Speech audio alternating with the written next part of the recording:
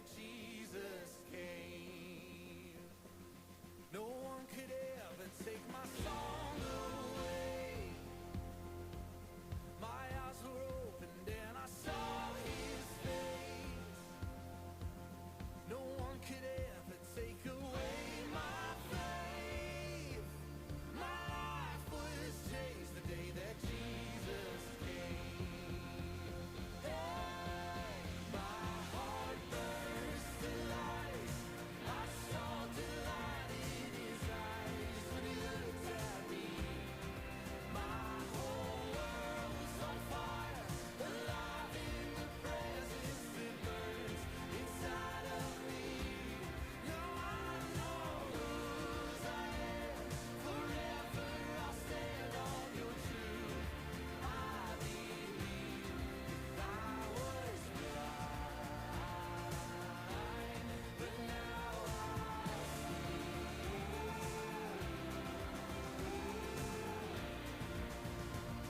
was blind, but now I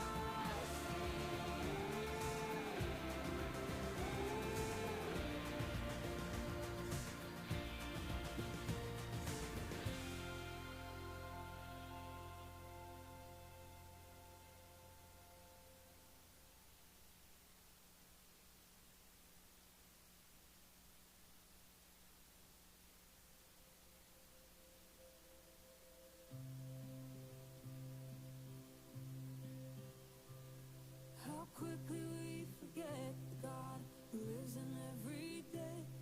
How easy to lose sight that you reside in the mundane. How quickly we forget the power that's running through our veins. The kind of power that empties grave. And oh my soul, remember who you're talking to. The only one who death bows to. That's the God who walks with you.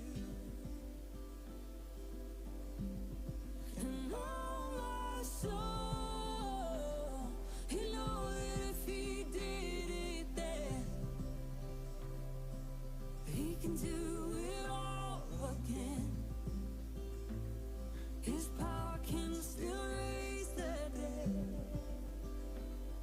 Don't tell me that he's finished yet.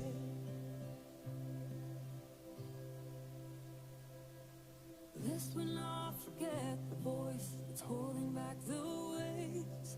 Was once the voice that told the skies to pour them into place.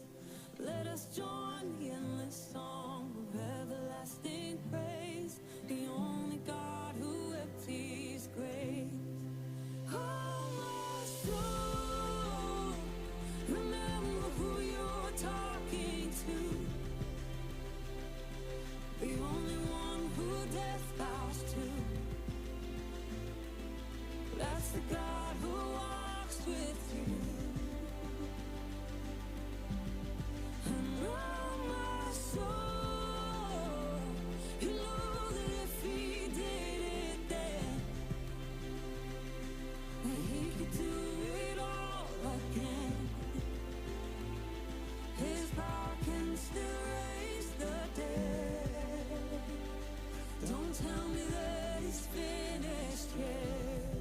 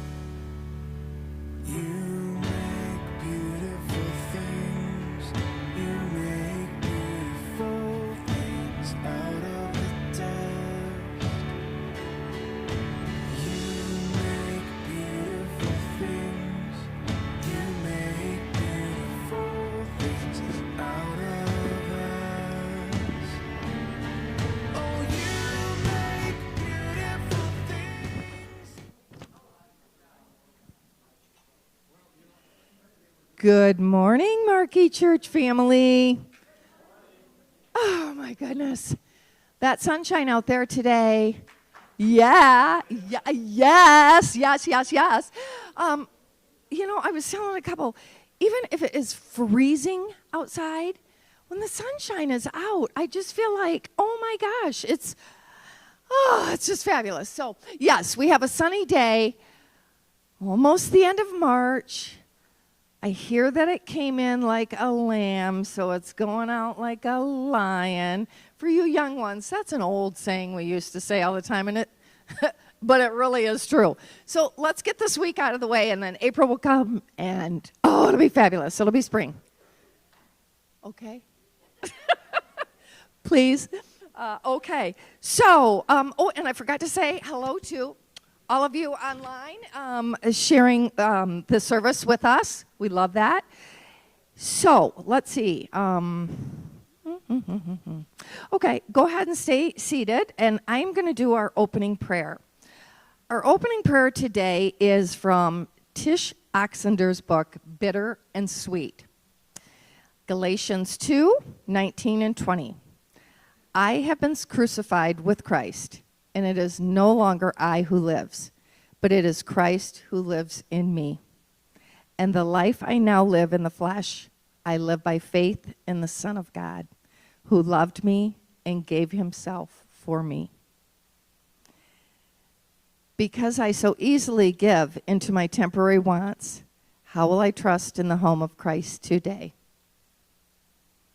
And our prayer is, God, thank you for all you have given me, big and small. Everything is more than I need, yet I so often forget this. Help me remember, help me recognize throughout my day that all I encounter is orchestrated by you, and that because of this, I lack nothing. Please stand if you're able, and we will sing our worship songs.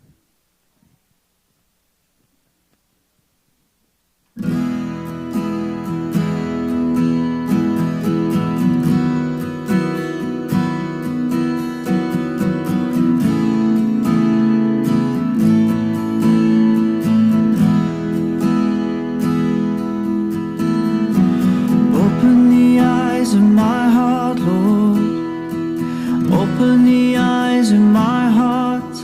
I want to see you. I want to see you. Open the eyes of my heart, Lord. Open the eyes of my heart. I want to see you. I want to see you, to see you high and lifted up, shining in the light of your glory. Pour out your power and love as we sing holy, holy, holy. Open the eyes of my heart, Lord. Open the eyes of my heart. I want to see you. I want to see you. Open the eyes of my heart, Lord. Open the eyes of my heart. I want to see you. I want to see you. To see you high and lifted up, shining in the light of your glory. Pour out your power and love as we sing holy, holy, holy. To see you high and lifted up, shining in the light of your glory. Pour out your power and love as we sing holy, holy, holy. Holy, holy, holy. Holy, holy,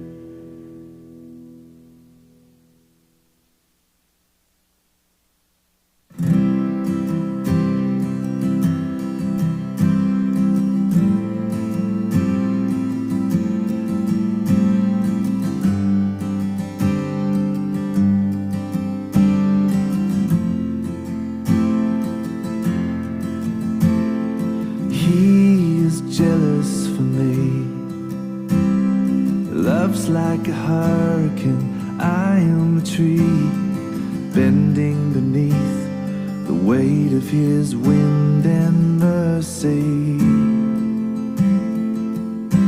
When all of a sudden I am unaware of these afflictions eclipsed by glory, I realize just how beautiful you are and how great your affections are for me.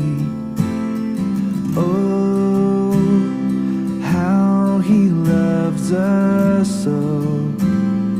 Oh, how he loves us, how he loves us so.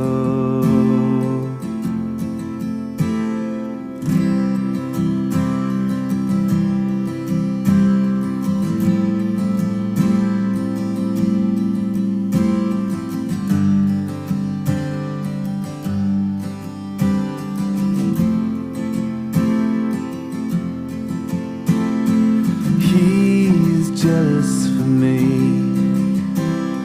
Love's like a hurricane, I am a tree, bending beneath the weight of his wind and mercy.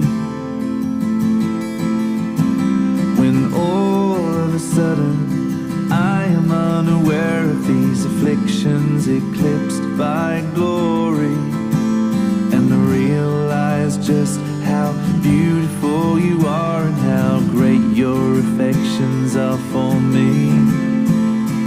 Oh, how he loves us so. Oh, how he loves us, how he loves us so.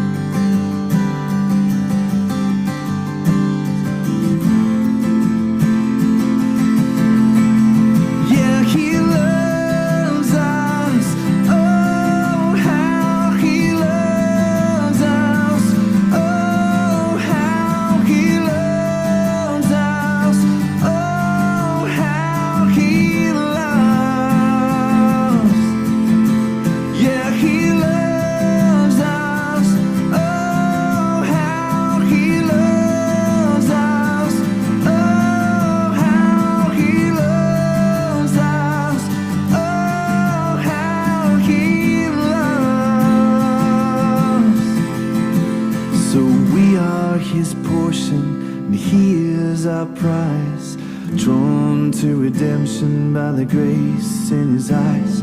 If grace is an ocean, we're all sinking, and heaven meets earth like an unforeseen kiss. My heart turns violently inside of my chest. I don't have time to maintain these regrets when I think about the way that he loves us. Oh, how he loves us. Oh, how he loves us. Oh, how he loves. Yeah, he loves us. Oh, how he loves us. Oh, how he loves us. Oh, how he loves.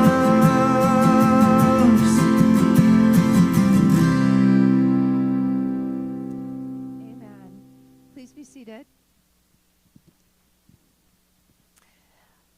Now is the time in our service, and for the kiddos, Miss Donna is going to be leading our kid worship down in the cafe. So if anybody wants to go with Donna now, she's in the back with the yellow shirt on. Anybody is welcome to go with her. Adults and kids too. I mean, you know, if you want to go, go. It's okay. You can watch this online later. It's okay. It's all good. Thanks, Donna. So the time in our service right now is when we do our offering, not just monetary. A lot of times I think that we think that, oh, with the church, they need money, they just talk about money, they da-da-da-da about money. Is it important? Yes. You cannot run anything without some financial means. But it's also more than that. And every week before I know I'm going to host, I always, pray and ask for his guidance on things to say. And this week's was commitment and community. He gave me them both. So I said, okay, I'll see what I can do. But I feel like they actually really go together, because if we are giving into our community and to each other and doing God's will is what he's asking, what Jesus came here for to ask us, we have to have a commitment about it. It has to be intentional. Seeing somebody in a grocery store that needs help, intentionally help them. You don't need a thank you for that. It's what he asks us to do. So as we come before you with our offering, you're going to see different ways that you can give monetary on, the screen. But there's also the green bucket in the back. And if there's needs or ways that you can help, and you're just like, hey, I'm sitting here, I don't really know how to go about this or who to ask, throw a little note in the back green bucket. Sarah, one of the elders, one of the transition team, will get with you and help you in ways that you can help in the community and help in Markey Church. So we love that. I'm going to let it go now and onto the screen. And then after that, Matt is going to come on via video and give us a great message, as he always does. Thank you.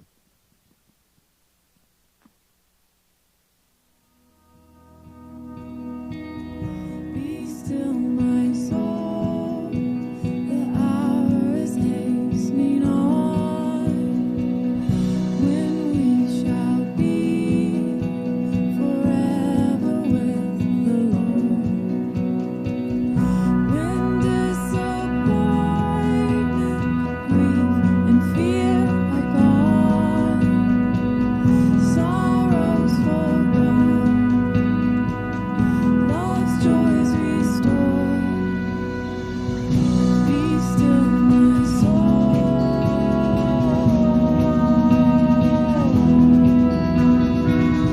Be still, my soul.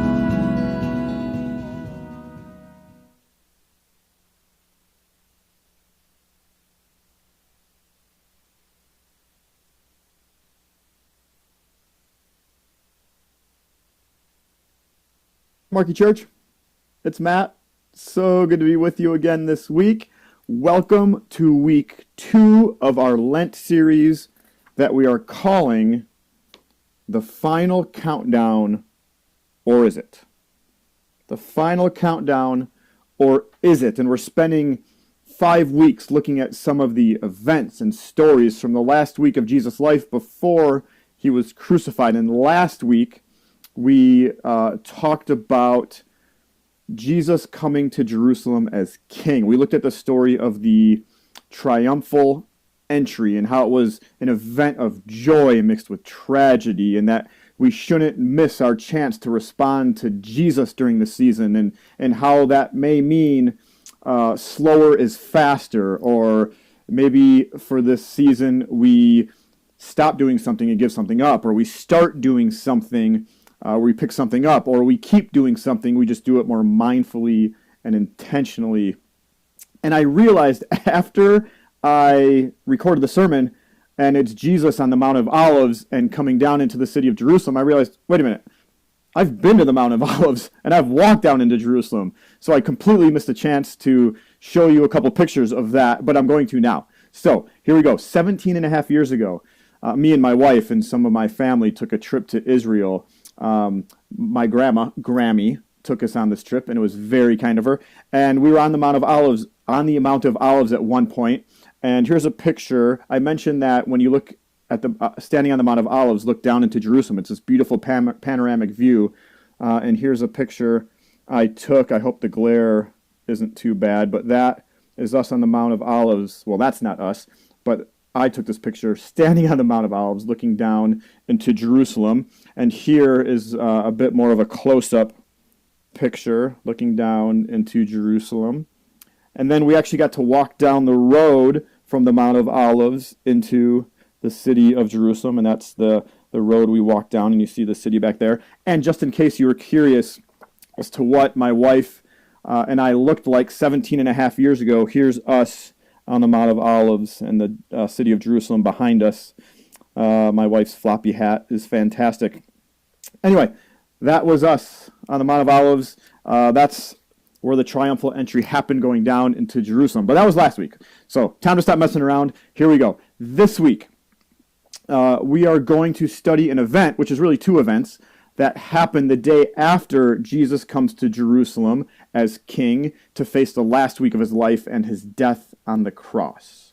Now, these are the events of Jesus cursing the fig tree and Jesus cleansing the temple courts. And we'll find this in Mark chapter 11. If you have a Bible or a phone or whatever you like to follow along in or on Mark chapter 11, you can go there. And actually, Mark's timing, I say it's the day after. Mark's timing is a little different than Matthew and Luke with this story. Matthew appears to imply that Jesus entered the temple courts the same day he entered Jerusalem. The story is right after Jesus enters Jerusalem, and Matthew doesn't tell us it's the next day. And then Matthew tells us that he cursed the fig tree the next morning. Luke, in his gospel, doesn't really give a time when Jesus entered the temple courts, but it is the story right after Jesus enters Jerusalem, and he doesn't say it's the next day. So we might assume that it was the same day. And Luke doesn't mention the fig tree at all. John, in his gospel, says the cleansing of the temple happened at the beginning of Jesus' ministry. And Mark, who we'll be studying today, lumps the two stories together, which no other gospel writers do, and says both happened on the next day, the day after Jesus enters Jerusalem, which we studied last week. And he's the only one to tell the fig tree story before the temple court story. So it's all kind of mixed up with these gospel writers. So the question is, who's right? Well, that depends on what we mean by right. And was there one temple cleansing, because John says it's at the beginning of Jesus' ministry, or were there two because Matthew, Mark, Luke say it's at the end? Was there just one and John puts at the beginning? Did actually one happen, one at the beginning, one at the end? I don't know. Who knows? But did Mark and Matthew, Luke, John, the gospel writers, did they take some editing liberties when they wrote these gospels? Sure they did. Sure they did. And maybe the more important thing to focus on, rather than what happened in what exact order, is the point that each gospel writer is trying to make.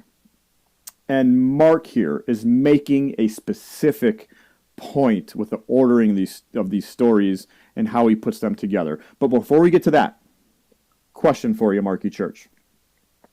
Have you ever come across something that seemed helpful or useful or fruitful on the surface, but it ended up not being that way? It seemed helpful or useful or fruitful on the surface or the first time you saw it or looked at it, but it ended up not being that way.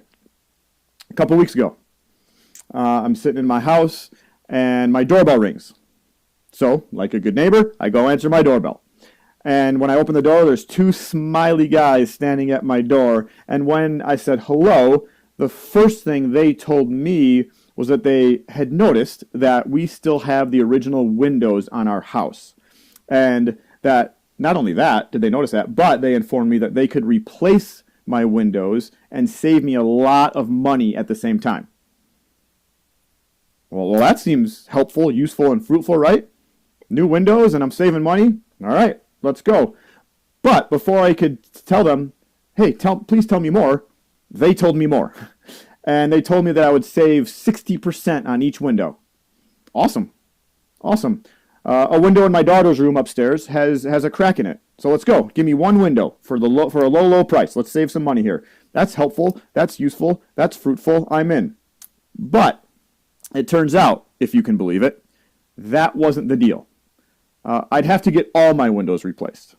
And I'd have to spend a certain amount of money on all of these windows, which seemed to go against their initial saving money message. Then they'd have to look at my energy bills for the 6 months before our new windows, and they'd have to look at my energy bills for the 6 months after my new windows to see the difference. And then they'd have to publish these dollar amounts publicly. And then they'd have to put a sign in my yard, and then they'd come check the windows after a certain amount of time down the road. Well, that all seems less helpful, less useful, less fruitful. Have you ever had a job that you took because it seemed helpful, useful, fruitful? Like this is the best job I've ever had the opportunity to get, but it turned out not to be that way. Have you ever gone on a first date with someone because it seemed like the relationship with this person could be very helpful, useful, and fruitful, and it turned out to not be that way? Have you ever signed up for a class or gone to a school or bought a used car because it seemed helpful or useful or fruitful, and it turned out to not be that way? And when that thing turned out to not be helpful, useful, or fruitful, did you keep it around? Did you hold on tight to it? Or did you say no to it? Or did you get out of it as quick as you could? When was a time that something on the surface looked helpful, useful, fruitful, and it turned out to be less so? Let's read Mark chapter 11 here. We're going to start in verse 12, and then we're going to talk about it. Here we go. The next day, so this is right after Jesus comes to Jerusalem as king. The next day, Mark says, as they were leaving Bethany, Jesus was hungry.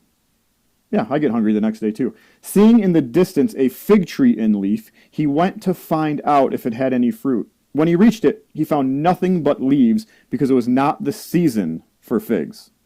That makes sense. It would not have figs when it's not the season for it. Then he said to the tree, "May no one ever eat fruit from you again." I wonder how he said that. And his disciples heard him say it. On reaching Jerusalem, Jesus entered the temple courts and began driving out those who were buying and selling there. He overturned the tables of the money changers and the benches of those selling doves, and would not allow anyone to carry merchandise through the temple courts. And as he taught them, he said, "Is it not written, 'My house will be called a house of prayer for all nations,' but you have made it a den of robbers." The chief priests and the teachers of the law heard this and began looking for a way to kill him, for they feared him, because the whole crowd was amazed at his teaching. When evening came, Jesus and his disciples went out of the city. In the morning, as they went along, they saw the fig tree withered from the roots. Peter remembered and said to Jesus, "Rabbi, look, the fig tree you cursed has withered." "Have faith in God," he said. That's an interesting response. "Have faith in God," Jesus answered. "Truly I tell you, if anyone says to this mountain, 'Go, throw yourself into the sea,' and does not doubt in their heart, but believes that what they say will happen, it will be done for them. Therefore I tell you, whatever you ask for in prayer, believe that you have received it, and it will be yours. And when you stand praying, if you hold anything against anyone, forgive them, so that your Father in heaven may forgive you your sins." Okay, a lot going on there, and then kind of an interesting turn at the end. So here we go. This passage starts, verse 12 to 14. After Jesus enters Jerusalem, and he and the disciples go out to Bethany for the night. So that's yesterday. The next day, Mark says, they're coming back to Jerusalem, and Jesus is hungry, because even the Messiah needs to eat. And they see a fig tree in leaf, Mark says, which means it has leaves, which means it's alive. And so since it's alive, maybe it has some fruit on it. And fruit is yummy when you're hungry, if you haven't figured that out yet. By the way, the fig tree was one of the most common fruit trees in Israel. So this isn't like they're not seeing a pink unicorn here. This is a fruit tree. This is a fig tree. They're around. And they hadn't invented fig Newtons yet, though, to my knowledge. But there was a fig tree. And there were 2 times a year that figs would harvest. This wasn't either of those. Mark tells us that when they reach the tree, they see leaves, but no figs, because it was not the season for them. Makes sense. You can't expect a tree to do what it's not designed to do, can you? That'd be like me getting mad at my aspen trees in the backyard right now because they don't have leaves on them. Oh, by the way, but spring is coming. They will. New life is coming. And you especially can't expect a tree to do what it's not designed to do if you're the creator of that tree. But that doesn't stop Jesus from cursing this poor tree and causing it to never bear a fig again. Why does Jesus do this? Either, like, Jesus is hungry and in a bad mood. Do you ever get hangry? Like you're so hungry that it changes your mood and your demeanor and you lash out at anyone or anything in your path? Or even this is a teaching moment for Jesus, and he's doing this for a reason. Jesus is telling his disciples something, and Mark is telling us something with this act. Now, Matthew in his gospel does not tell us that it wasn't the season for figs in his account because he doesn't need to. Matthew doesn't put these two stories together, the cursing of the fig tree and now what's about to come with the cleansing of the temple. Mark does. So when Mark tells us that it wasn't the season for figs, and Jesus curses the tree for not having figs anyway, either Jesus is irrational and kind of mean, just going around killing things, neither of which, by the way, are in Jesus' nature. Would you agree? Or the cursing of the fig tree isn't actually about the fig tree. It's about something else. And that something else is coming next. However, it is worth pointing out here for a moment. The tree had signs of fruit, but no fruit. The tree had signs of fruit. It was in leaf. It was alive, but no fruit. It appeared fruitful, but it wasn't. By the way, Jesus is on his way back into Jerusalem. What was in the center of the city of Jerusalem? It was the temple. And in first century Jewish culture, the fig tree was a symbol of Jewish spiritual leadership and authority, as well as a symbol, by the way, for judgment against God's people. Like you hear prophecy here against Israel in the Old Testament. Jeremiah chapter 8, Jeremiah writes this: I will take away their harvest, declares the Lord. There will be no grapes on the vine. There will be no figs on the tree, and their leaves will wither. What I have given them will be taken away. This is part of Jeremiah where Jeremiah is talking about some destruction on God's people, a judgment. There will be no figs on the tree. So the temple, the fig tree, a symbol of Jewish spiritual leadership and authority, and a symbol of judgment against Israel and God's people. And Jesus is about to enter the temple where he's basically going to proclaim that the temple is now irrelevant. And on the way in there, he curses a fig tree, which was a symbol of the Jewish religious establishment. And if you go around cursing the symbol of the religious establishment, and at the same time are giving a picture of judgment against that religious establishment, and people are following you and listening to you and believing you, well, the religious establishment it might not go for that. They might not enjoy that. They might try and find ways to get rid of you. When Jesus curses this fig tree, this is a loaded religious, social, political act by him. He's saying, like, this whole religious system is wrong and corrupt and actually harmful for people, and it's going down. And he's not done yet, because the story continues. And here's what the cursing of the fig tree is pointing to in Mark. Jesus reaches Jerusalem, enters the temple courts, and drives out the people who are buying and selling, the people who are making money off the temple and calling it religious.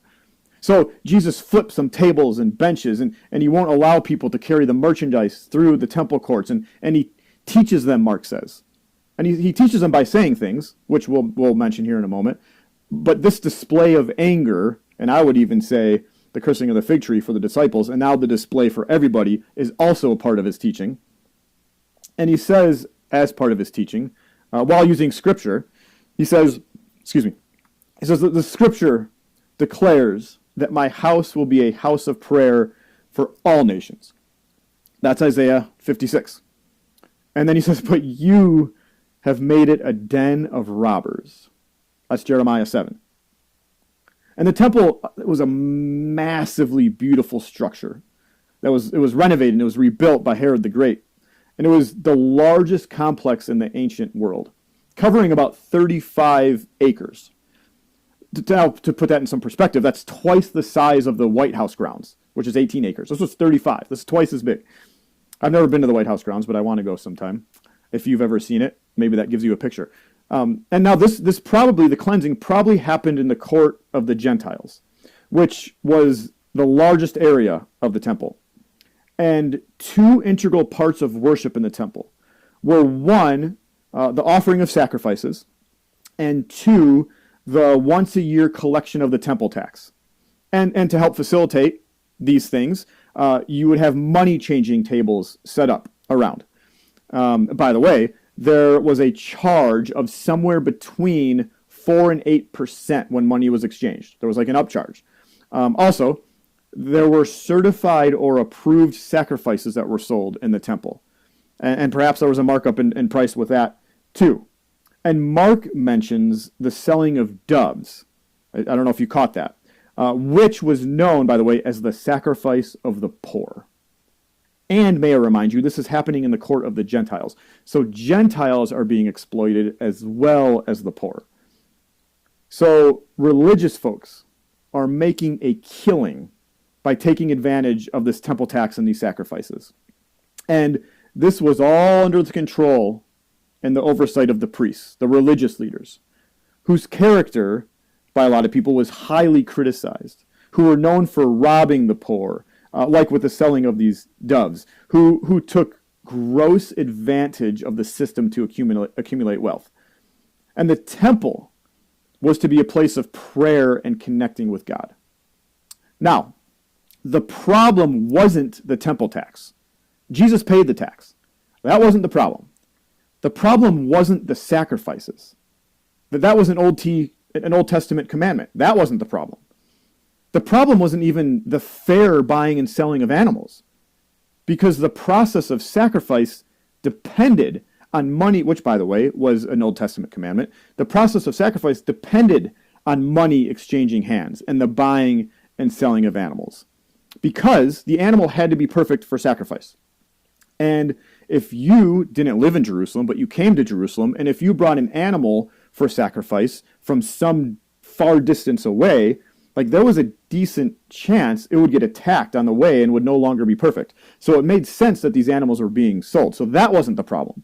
The problem was something that was supposed to help people connect with God was being used to actually make it harder for people to connect with God, and was taking advantage of them, particularly the most vulnerable, the outsiders.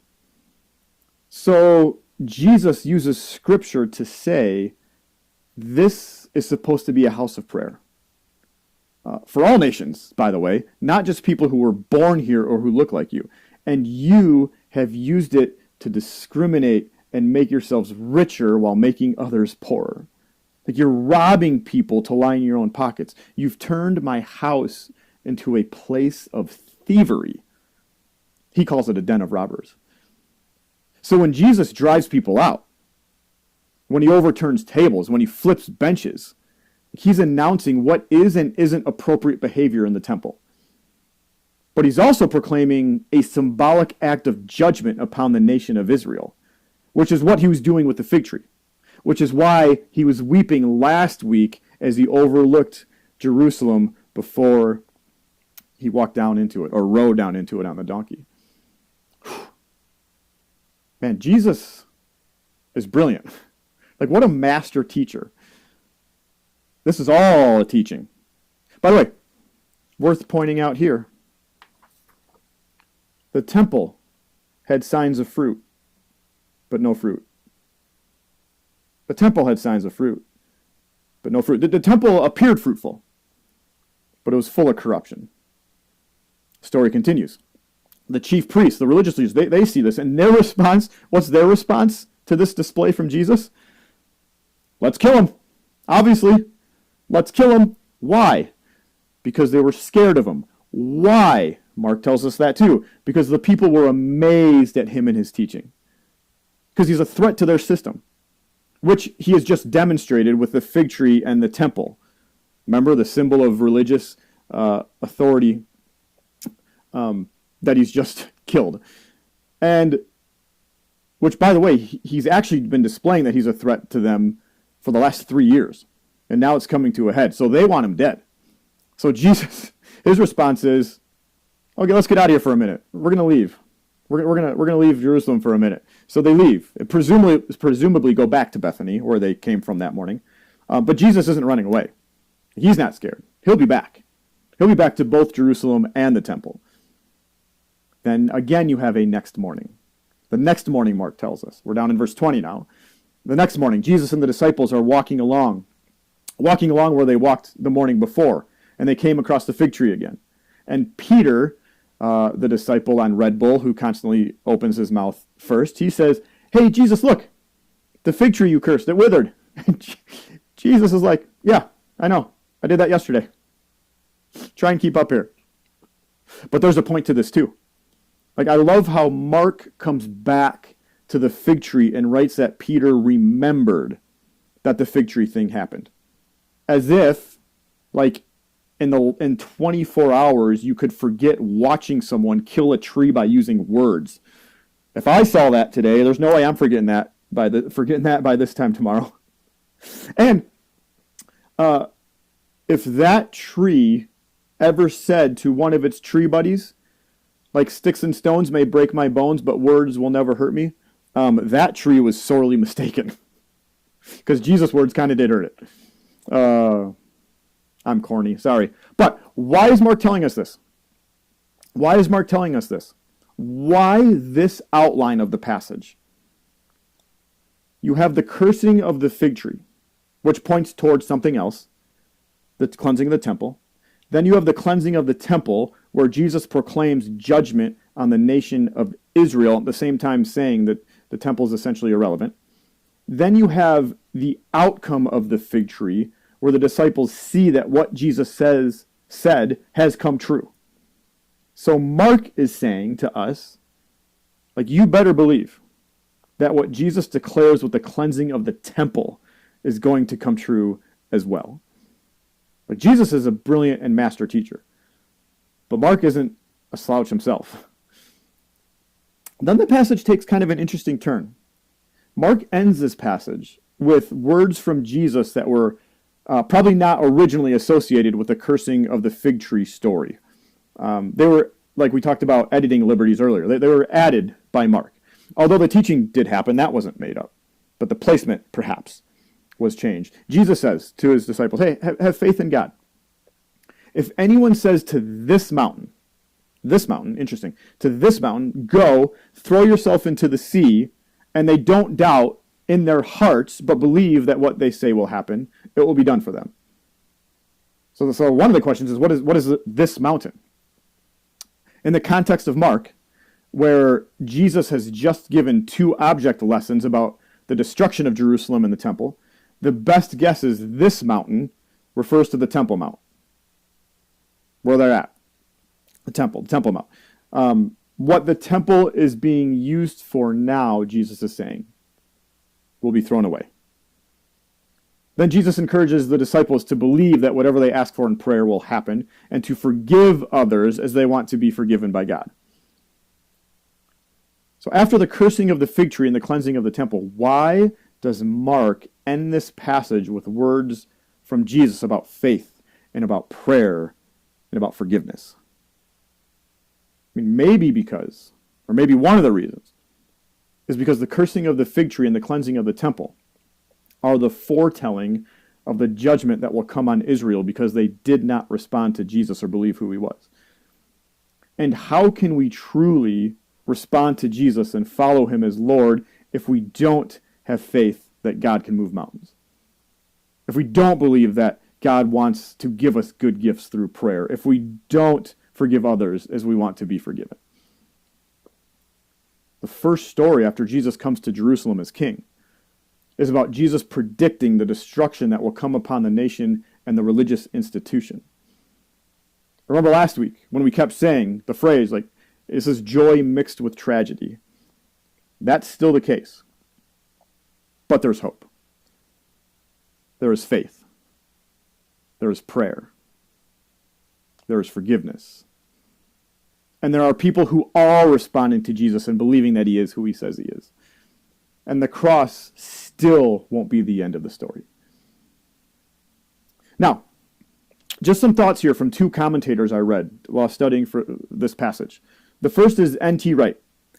N.T. Wright talks about in his commentary about how Israel's vocation was to be the light of the world, but how they used it as an excuse for a these are his words, hard, narrow nationalist piety and politics, in which the rest of the world was to be not enlightened, but condemned.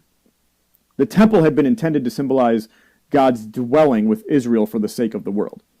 But it had come to symbolize, like, not God's welcome to the nations, but God's exclusion of them. This is to be a house of prayer for all nations, Jesus says. The purpose of the temple was to be a place of sacrifice when Jesus stops the process of buying and selling, and again, the process of sacrifice depended on money exchanging hands and buying of animals. So that itself, again, wasn't the problem. The problem was the corruptness of the whole process and what it came to represent. And when Jesus stops the whole operation, he's taking away the temple's reason for existing. In other words, he's saying the temple is under God's judgment. And this was about the commercialization of religion, yes, but it was also about, according to N.T. Wright, and I'm going to read this so I don't get it wrong, but he says this: it was also about the places where power is so often wielded to the benefit of the already powerful and the downtreading of the already powerless. The places where people with power or wealth turn in on themselves instead of outward in generosity towards the world. And Jesus wants his followers to pray with confident boldness for the present order to be replaced by God's new order.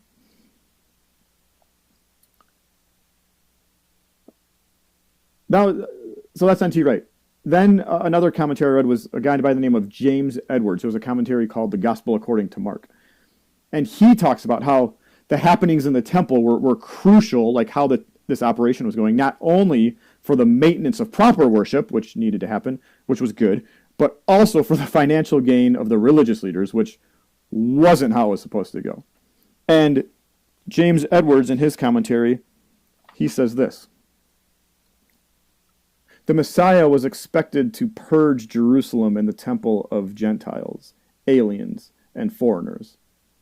Jesus' action, however, is exactly the reverse. He does not clear the temple of Gentiles, but for Gentiles. So there's a couple commentators I read to study for this. Now, let's close with these two insights here. First is this: the cursing of the fig tree is the only miracle of destruction in the Gospels. Isn't that interesting? It's the only miracle of destruction in the Gospels. It's the only time Jesus does something miraculous by ruining something or taking something away. Like the fig tree never came back to life. It stayed dead. That was the point. And then second insight here, the cleansing of the temple wasn't an action of restoration, but of termination. It wasn't an action of restoration, but of termination. Jesus wasn't sending the message of the irrelevance of the temple to build it back up. In fact, at one point, Jesus says the temple will be rebuilt in 3 days, but he's not talking about that structure. He's talking about himself and his resurrection. Jesus was now the center of Jerusalem and his people, not the temple. He was now the object of faith, not the temple. And so the temple had to go in order for him to be the center of his people and to be the object of faith. Something else had to go. It had to end. It had to die. It had to be called out for the unfruitful thing it had become. And here we go. We're in Lent, a time of recognizing our own humanness and sin. And we touched on this aspect slightly last week, but more from a, like, what can you stop doing during Lent perspective. But this is worth, because we talked about what maybe you can start doing something, maybe you can stop doing something for this season, maybe, you can keep doing something. But it's a question worth asking again, especially if we're going to be faithful to this passage in Mark. And maybe this time we're coming from more of a perspective of, like, what just needs to be cleansed or die for good. Not just for these 5 or 6 weeks, but for good. Like, what in your life, Markey Church, has seemed helpful or useful or fruitful up until this point, but it isn't? Like, it had signs of fruit, that maybe there were some leaves, but there really isn't any fruit. Or maybe it's never seemed fruitful, but you've just done it anyway. Or maybe you've pretended it's been fruitful. What fig tree in your life needs to wither? What temple needs to be cleansed? What mountain needs to move? What isn't helpful for you or for your connection with God anymore, if it ever was? And what do you need to do to move on from it? And to move on from it, it might take prayer or faith or forgiveness, which Jesus talks about at the end of this passage. It might take a death and a resurrection, which, by the way, are coming. And I'm here to tell you, whatever it is, I know, I believe, and I know you can do it. And usually, after I ask a question like this, I like to give examples of what our answers or responses could be. But what I've learned, or one of the things I've learned, is when it's a question like, hey, what in your life isn't helpful? What are you doing that isn't good? What are you involved in that isn't right? Like, we usually know the answer pretty quickly, and a lot of times we don't need examples. Like, I know a couple answers for myself, and I don't have to think about it very hard, because we know what keeps us up at night. We know what holds us back. We know what isn't helpful or fruitful for our relationship with God and with others.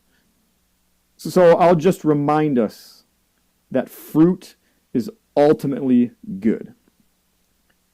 Remember the creation story? When Adam and Eve eat the forbidden fruit? That was a bummer. That's not what we wanted. But that was one tree. That was one tree. There were many other trees in the garden that had fruit that we're told was good for food and pleasing to the eye. Fruit is ultimately good. But there are the fruits of the Spirit in the New Testament. Jesus at one point says, by their fruit you will recognize them, which is a call to live a life worthy of the calling we have received. And what he's pointing to is, hey, we want to produce good fruit here, because fruit is good. So Markey Church, keep what is fruitful. Get rid of what isn't fruitful. And remember that death isn't the end of the story. There's faith. There's prayer. There's forgiveness. And coming up in a few weeks, there's going to be a resurrection. But maybe to get there, something first has to die. Grace and peace, Markey Church. We'll see you soon. I'm grateful for you. Bye.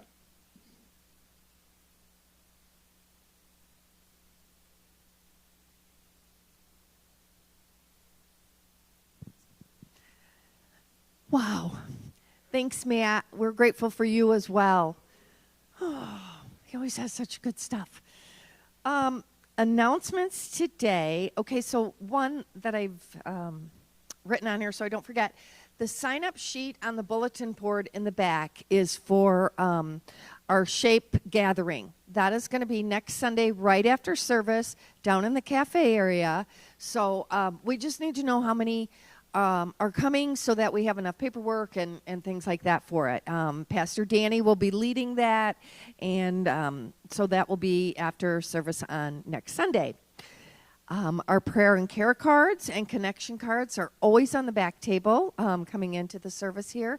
And so if you need any of those, please grab one on your way out.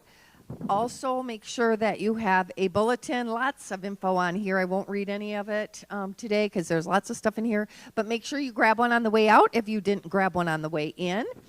And I think that's it for. I forgot to say during the offertory that the kids would be coming back. Your kids will return back to you. I forgot to say that, and parents might have been going, where's Donna taking them? So they're coming back. When we start to sing, they'll be back in the service. So if you are able, please stand, and we'll sing our last worship song, and then we'll have a benediction.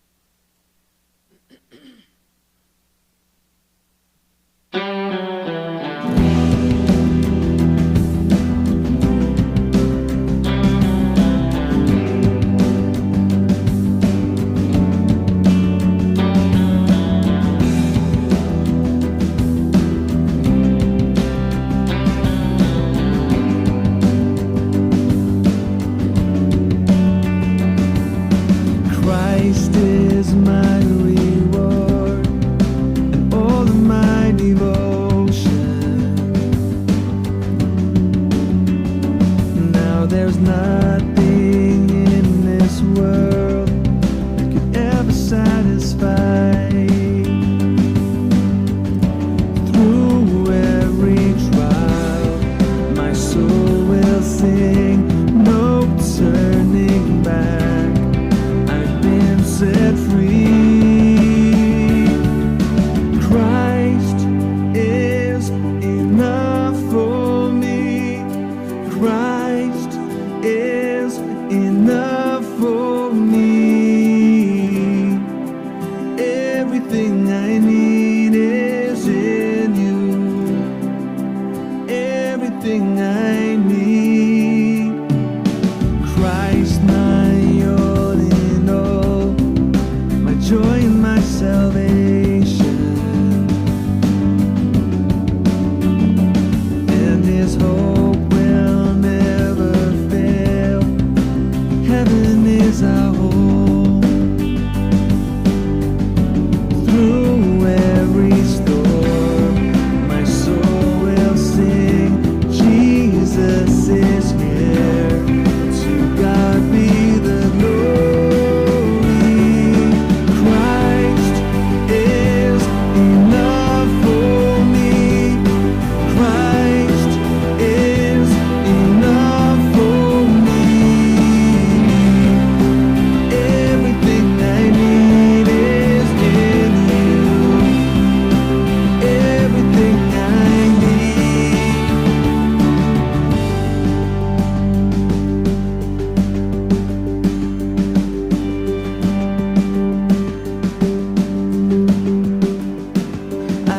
Decided to follow Jesus, no turning back, no turning back.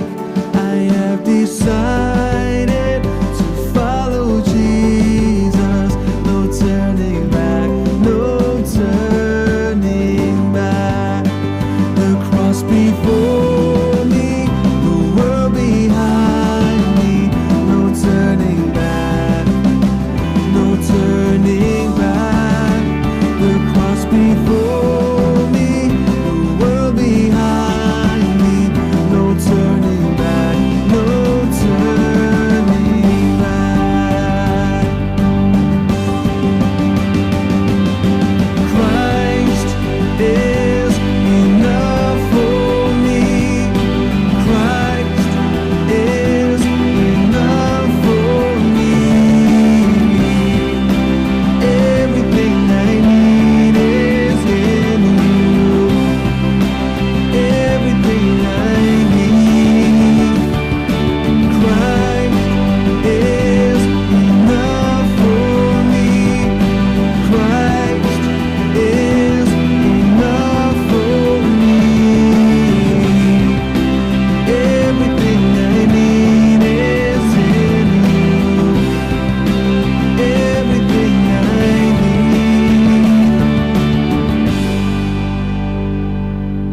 Amen. Markey Church, may we go out into our lives, our community, serving you, as you have sent your Son Jesus to ask as we shall do. Let us go in peace. Amen.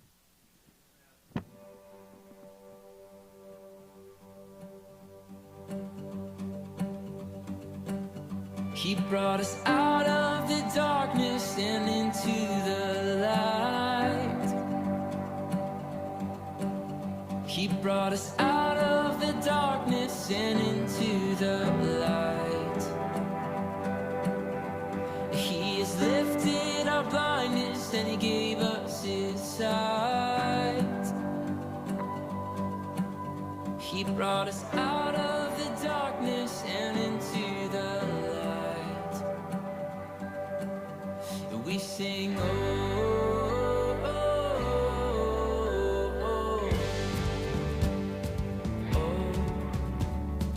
oh, oh, oh, oh. We are no longer slaves, we are daughters and sons. We are no longer slaves, we are daughters and sons. And we have entered communion